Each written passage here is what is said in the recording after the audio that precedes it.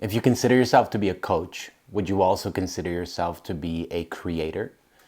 The reality that a lot of people don't understand when they get into the coaching industry is that in order for you to position yourself as an expert or as an authority or as a leading contribution in the coaching space, there's parts of you that are beyond coaching that have to become a creative or a creator. I've dedicated most of my career to helping coaches that have either the life experience or the certificates and credentials as powerful coaches and healers and mentors and guides. I've helped those people essentially bridge the gap between the passion for what they want to do as a service with the actual business development and marketing and sales that comes with this job. I watched a video this morning about quitting YouTube, and there seems to be this trend going on where a lot of really influential YouTubers are making videos talking about how they're quitting YouTube, whether that means completely retiring from the app or from the platform or just essentially taking a step back. A lot of people that have committed their lives for the last 6 to 10 years to become YouTubers and have their YouTube career be essentially their dream job or their full-time job, they're essentially experiencing the burnout that comes from managing the most essential part that comes with being a YouTuber, which is essentially being a creative. And once you start to scale and you start to make a lot of money as a YouTuber or a consistent income, you go from being creative to being more of an entrepreneur or a business owner that has to manage your team, has to manage the accounting, has to manage travel, has to manage creativity, et cetera, et cetera. And it just becomes a lot to manage because you think it's as easy as just turning on the camera, but it's not. It's not. And I made this video on purpose as just a one-shot monologue on purpose because it seems like this is the job. You just turn on the camera and you start talking, you start adding value. But when it comes to editing, planning, graphics, team building, metadata, AdSense, advertising, batching content, like it becomes a full-time experience. And it's challenging to be creative as a full-time experience. Like, where do these ideas come from and how do you translate all that creativity into this format so that you continue to get engaged viewers and you continue to essentially build a reputation? In the coaching space, it's actually no different. And I'm curious if you are a coach, if you could share in the comment section or just message me privately. Let me know if you do find it difficult to manage what is expected of you as a coach, because in all reality, what is expected of you in this day and age is that if you want to build an online business as a coach, healer, guide, mentor, or consultant, it's expected of you to also be a marketer. It's expected of you to be good at branding. It's expected of you to be your own salesperson. And sure, you can scale by hiring teams of people to do all these things that you don't do. That's what Coachable was essentially created for, was to either help you simplify how you approach all these hats that you wear or to provide you with the team and resources so that you can focus on your genius. But ultimately, most first year or second year coaches, you find yourself being so consumed by learning. You have all these virtual mentors. You have Alex Hormozy and you have, Russell Brunson, you have Tony Robbins. You have all these people in the industry that you're learning from. You have Marie Forleo. You have all these people that you're learning from in the industry, and you're essentially taking on this knowledge so that you can bridge the gap between servitude and selling. And it becomes really stressful because you essentially become overwhelmed by having to wear all these hats and having to wear them well so that you can sustain yourself as a self-employed entrepreneur. The reality is that it's difficult. It's really difficult to manage all of it.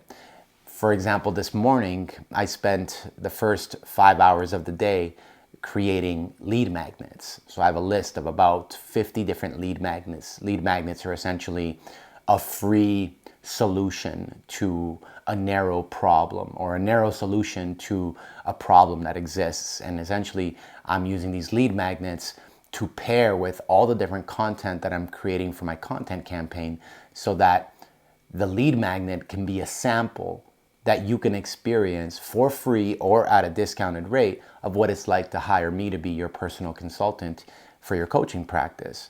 50 lead magnets is 50 audios, 50 workbooks, 50 free conversations, 50 free tickets to a virtual event, 50 samples essentially, right? So you create these samples, and what does that take, right? Well, creating a workbook to make it professionally branded, recording audios, editing the audios, recording the video, editing the video, offering your free sales calls or your free sample calls, creating a funnel to collect leads, and having the opt-in funnel and the automated back-end sequence. That's just the preparation of what you're pairing with your marketing campaign. That's not even me being in service and actually making sales. That's just me preparing content so that I can demonstrate the type of value that you can get if you were to hire me to be your personal consultant, or if you were to join my community, or if you were to hire any of my team members to assist you with the growth of your business. Those 50 lead magnets, it takes a remarkable amount of creativity, intention, vision, concentration. It's unbelievable how much work is involved in that. And then on top of that, getting into your creativity to turn on the camera, to write the actual content, to ensure that the content has powerful copy that converts into what you want the audience to receive as the message that you're creating. And then ultimately going beyond just posting and praying, but actually applying yourself to a strategic methodology where you are consistently sharing and giving and contributing, for 6 to 12 weeks at a time through every marketing campaign that you produce, while simultaneously getting on calls with people that are booking calls with you, sampling your service, booking calls for the purpose of actually enrolling people into your programs, and then on top of that, actually having clients that you're now responsible to serve. This is the coaching space. So many people try to differentiate between like what this space is all about. It's like, if you're in your first, second, or third year of business as a coach, as a teacher, as a consultant, if you sell information online, if you trade your time and energy for money, this is what's happening behind the scenes. And a lot of people don't understand that. A lot of the content that I'm creating as a part of my campaigns for 2024 is showing you exactly what's happening behind the scenes, the systems that have to be put in place, the methodologies on how to run a scalable coaching business, how to actually get to $500,000 in revenue or profit, how to actually systemize the business is one of the most important things. Because if you think it's just you showing up online, making a post, and then praying for engagement or praying for someone to message you, it's like, yeah, that does work sometimes, but it's literally you being codependent to the possibility of building your business rather than you having systems to actually scale the business. And in all reality, the coaching space, if you're comfortable with $100,000 in revenue, well, half of that is getting taxed. So you're making $50,000 a year. So you have a six-figure revenue, but you're actually profiting maybe 50% of that, depending on your taxes, right? So it's really important for you to consider that the goals that you set, the people that you see that are crushing it online, the majority of those people are putting systems in place so they could serve one to many, or they can, and that's ultimately what it is. It's like the one to many model is the ultimate model. It's how you can create digital products, group programs, or services at scale, right? For me to scale Coachable, for example, I would need 4 to 6 different consultants that are all as extraordinary as I am at what I do, all of them helping, 3 to 6 different clients each at scale, charging a minimum of $10,000 per client, right? And then building the business like that, right? A lot of coaches don't really understand how much it takes, how much discipline and how much obedience is involved in actually preparing your workday, having systems in place, preparing in advance for how your business is essentially going to operate. It's a lot of different elements, a lot of moving parts. So when we think about quitting YouTube and we think about building these businesses, it's like, I'm curious if you actually have the awareness of how much is involved in this. It may look really pretty when you see somebody, sharing online, making a video, you're being influenced by them for 3 to 15 seconds or maybe even 90 seconds. But then you're scrolling and you're going past that video. It's like capturing attention and converting that attention into a lead, and then converting that lead into a client. It's a process that actually has numbers behind it. The numbers are essentially, for every 12 impressions that you have of me, I'll then get 1 lead.